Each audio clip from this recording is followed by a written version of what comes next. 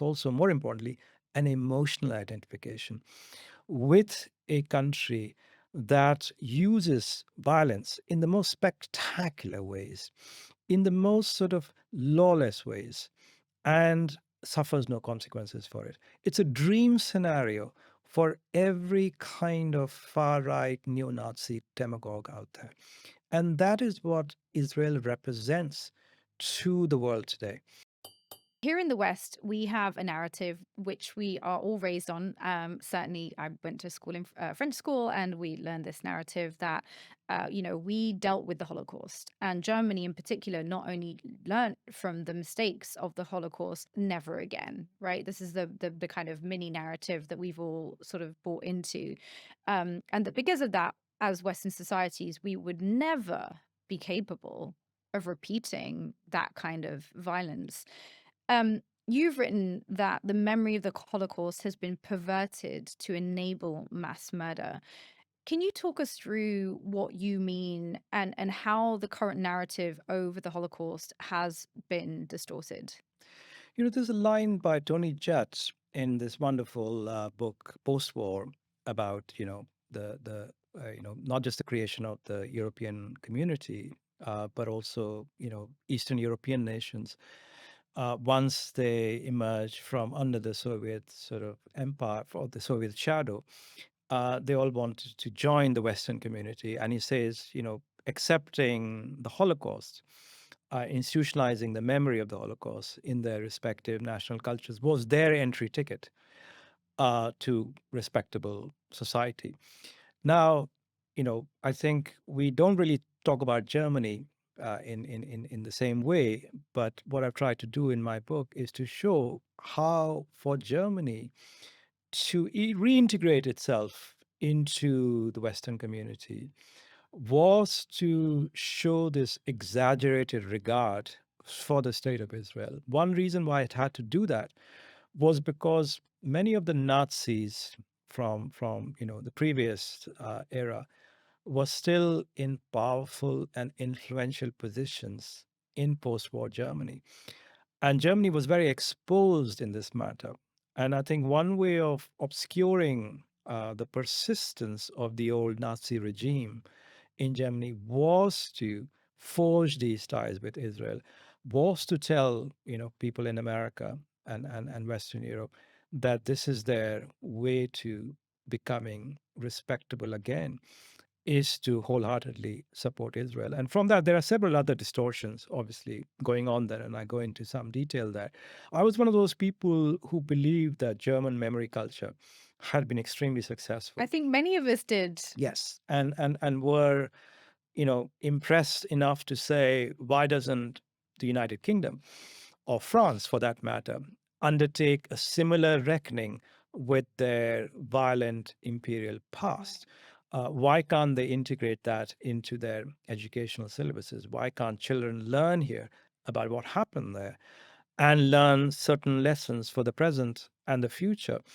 Now it turns out it's very clear, people who've written books about it are saying we were all conned, we were all deceived. German memory culture turns out to be an extremely cynical construction. You have anti Semitism rising within the country, and most of it is the work of Christian Germans, and yet you blame Muslims for it. You have a far right party that, in opinion polls, is coming on top. You have a country that, in many ways, is extremely vulnerable now to all kinds of extremist far right elements, is at the same time rearming in response to the Russian threat in Ukraine. So I think we have to now focus on how dangerous this situation is becoming. And at the same time, while it's doing all this, it's unconditionally supporting a genocidal state in the Middle East. I really want people to focus on this developing scenario here because we are looking at a very, very dangerous situation here where Germany, which caused two world wars in the past, is now again convulsed by far right frenzies while supporting a genocidal state. And convinced, I guess, and this is the bit that's like so terrifyingly dystopian, also are being convinced, at least in public discourse, that it is on the side of upholding the lessons that were meant to be learned from the legacy of the Holocaust. Now, I guess there are two ways you could interpret this, and I was wondering what you make of it. On one hand, you could argue that actually the continuity makes perfect sense. Germany never reckoned with its past. It's what you were alluding to. It never really did the work to denazify itself properly. There have been books written about, the kind of continuity, even of the ruling classes that were maintained, and scientists and big businesses, and those people stayed where they were because they were quite important and useful to maintaining the economy.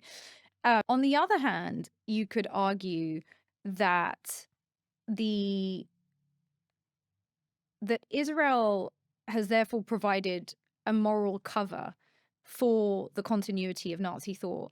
But a lot of people will be really shocked by that suggestion because it suggests an alliance between neo-Nazis and the sort of leading neo-Nazi incubator, which is Germany, and the Jewish state.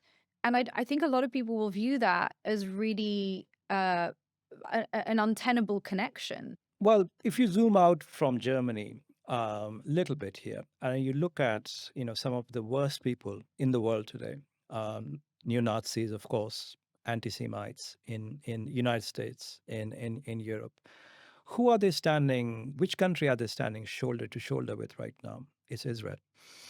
Why is that? Why is that? We have to ask ourselves this question. It's not because they feel protective of the Jewish population of Israel, because they feel they have a moral debt to discharge after the extermination of most of the Jewish population of Europe.